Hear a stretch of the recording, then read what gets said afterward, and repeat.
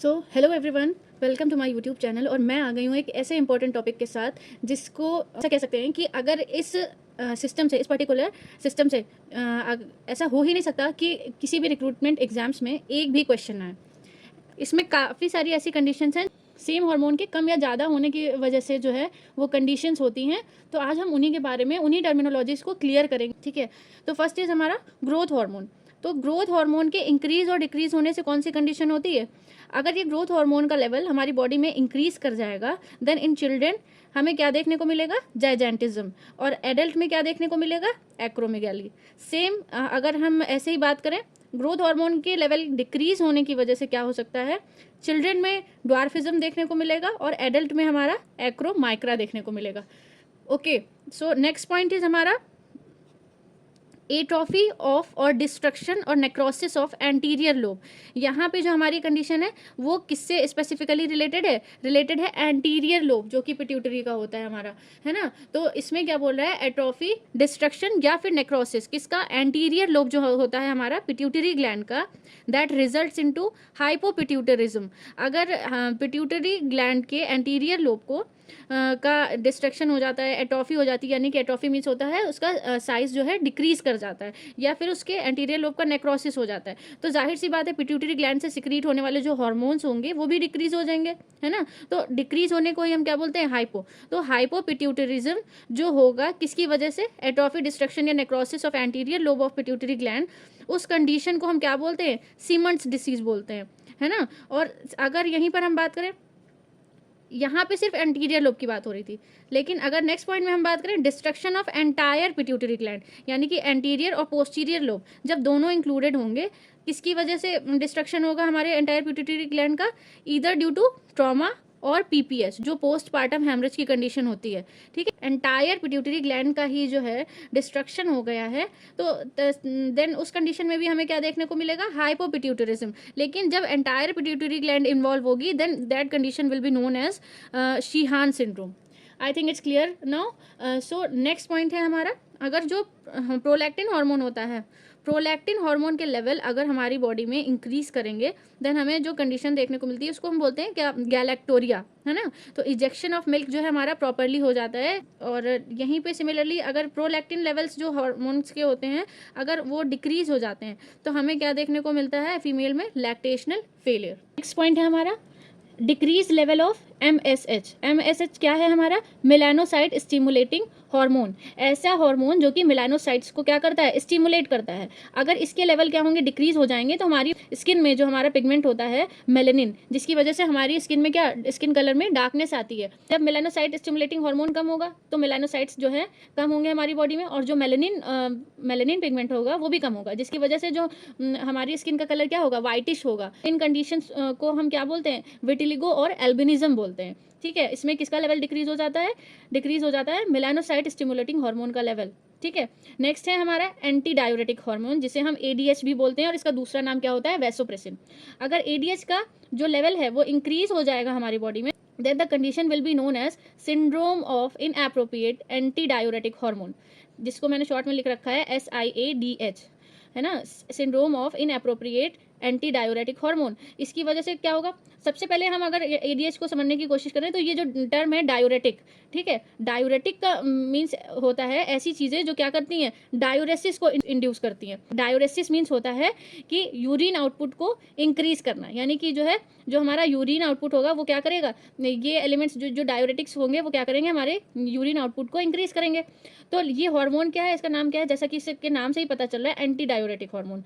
Diuresis को कम करने वाला जो हार्मोन है वो जब हमारी बॉडी में इंक्रीज करेगा तो हमारी बॉडी में क्या देखने को मिलेगा? वाटर रिटेंशन देखने को मिलेगा, है ना। एंटी डायूरेटिक हार्मोन, है ना। डायूरेसिस को कम कराने वाला हार्मोन जो है हमारा, वही हार्मोन अगर डिक्रीज कर जाएगा तो हमारी बॉडी में क्या होगा? फ्लूइड लॉस देखने को मिलेगा, मिलेगा कि नहीं। और इस कंडीशन में जिसमें हमारा ADH हार्मोन का लेवल डिक्रीज कर जाता है उसे हम क्या बोलते हैं? Diabetes insipidus. ध्यान रखिएगा, ऐसा कौन सा डायबिटीज़ है जो हार्मोन से रिलेटेड होता है, उसको हम क्या बोलते हैं, डायबिटीज़ इंसिपिडस। ये जो है एडीएच हार्मोन के डिक्रीज लेवल की वजह से कंडीशन होती है, ठीक है। तो अगर आसान भाषा में हम बात करें तो एडीएच हार्मोन के इंक्रीज होने की वजह से हमारी बॉडी में वाटर रिटेंशन होगा, और एडीएच हार्मोन के लेवल डिक्रीज होने की वजह से हमारी बॉडी में क्या होगा, फ्लूइड लॉस होगा, किसके फॉर्म में, और उस कंडीशन को क्या बोलते हैं, डायबिटीज़ इंसिपिडस। नेक्स्ट हमारा थायराइड हार्मोन्स आएंगे, जिसमें क्या होगा, T3 और T4। अगर T3 और T4 हार्मोन के लेवल्स हमारी बॉडी में इंक्रीज कर जाते हैं then it is known as hyperthyroidism, है ना। मोस्ट कॉमनली इसको क्या बोला जाता है, ग्रेव्स डिसीज, ठीक है। बहुत इंपॉर्टेंट क्वेश्चन है ये, और बहुत इंपॉर्टेंट जी, जितने भी टर्म्स मैंने ये डिसीज कंडीशन मैंने रेड पेन से जो है मार्क कर रखी हैं, इस पे बहुत सारे क्वेश्चंस पूछे गए हैं, हर एग्जाम में कुछ ना कुछ पूछा ही गया है। अब ये हाइपरथायराइडिज्म की जो हमारी कंडीशन है, इसका कॉम्प्लिकेशन क्या होता है, थायराइड स्टॉर्म या फिर थायरोटॉक्सिकोसिस। कभी कभी क्वेश्चन पूछ लेते हैं कि थायराइड स्टॉर्म या फिर थायरोटॉक्सिकोसिस जो है किसका कॉम्प्लिकेशन है, तो इसमें क्या आंसर होगा, हमारा हाइपरथायराइडिज्म का जो है कॉम्प्लिकेशन होता है थायराइड स्टॉर्म या फिर थायरोटॉक्सिकोसिस। नेक्स्ट है हमारा, अभी यहाँ पे T3 और T4 लेवल इंक्रीज होने की बात हो रही थी, लेकिन अब नेक्स्ट पॉइंट में हमारा क्या है, जब T3 और T4 के लेवल हमारी बॉडी में डिक्रीज कर जाते हैं, देन ऐसे याद कर लीजिए, T3 T4 के लेवल डिक्रीज करने पे C फॉर चिल्ड्रन, चिल्ड्रन में C फॉर क्रेटिनिज्म हो जाता है, और एडल्ट में हमारा मिक्सेडीमा हो जाता है। और मिक्सेडीमा का जो कॉम्प्लिकेशन होगा हमारा, उसको क्या बोलते हैं हम, मिक्सेडीमा कोमा। नेक्स्ट पॉइंट है हमारा, T3 और T4 के लेवल डिक्रीज होने की वजह से क्या होता है, एक चीज़ और हो जाती है जिसको हम क्या बोलते हैं, थायराइड एनलार्जमेंट। थायराइड एनलार्जमेंट की कंडीशन को ही हम गॉइटर बोलते हैं। नेक्स्ट हार्मोन है स्टेरॉइड्स हार्मोन जो हमारे होते हैं, जिसमें पहला क्या है, ग्लूकोकॉर्टिकॉइड्स। ग्लूकोकॉर्टिकॉइड्स हार्मोन जो है हमारे, जब इनका लेवल इंक्रीज करता है then the condition is known as Cushing syndrome. ध्यान रखिएगा, दोनों चीज़ों में डिफरेंस है, फर्स्ट है Cushing syndrome and the second one is Cushing disease, ठीक है। तो ग्लूकोकॉर्टिकॉइड्स के लेवल जब हमारी बॉडी में इंक्रीज कर जाते हैं then condition is known as Cushing syndrome. और कुशिंग डिसीज हम किसको कहते हैं, कुशिंग डिसीज हम कहते हैं only when glucocorticoids level increase because of pituitary adenoma only, है ना। जब हमारे ग्लूकोकॉर्टिकॉइड्स लेवल इंक्रीज होने का एक ओनली कॉज क्या हो, पिट्यूटरी एडिनोमा।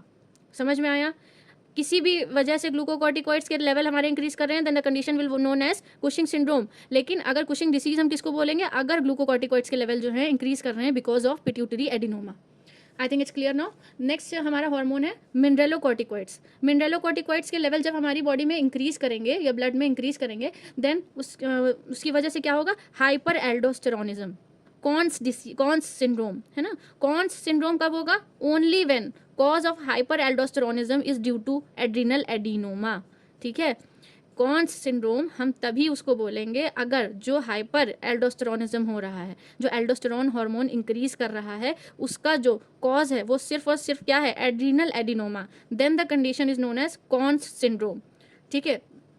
नेक्स्ट है हमारा increase level of catecholamines. Catecholamines में क्या इंक्लूड होगा हमारा, एपिनेफ्रिन और नॉर एपिनेफ्रिन। और जब इनके लेवल इंक्रीज कर जाते हैं फ्रॉम एड्रिनल मेड्यूला, जब इनके लेवल इंक्रीज कर जाते हैं from adrenal medulla then it leads to a condition that is known as pheochromocytoma और क्रोमाफिनोमा। ये किसकी वजह से होता है, ये क्या इस कंडीशन में क्या होता है, ट्यूमर होता है हमारे एड्रिनल मेड्यूला, जो एड्रिनल ग्लैंड होता है उसका जो मेड्यूला हो उसमें जब ट्यूमर होता है then that condition is known as pheochromocytoma या क्रोमाफिनोमा, ठीक है। बहुत ही इजी लैंग्वेज में मैं दो जो टाइप्स ऑफ डायबिटीज मेलाइटस होते हैं उनको समझाऊंगी।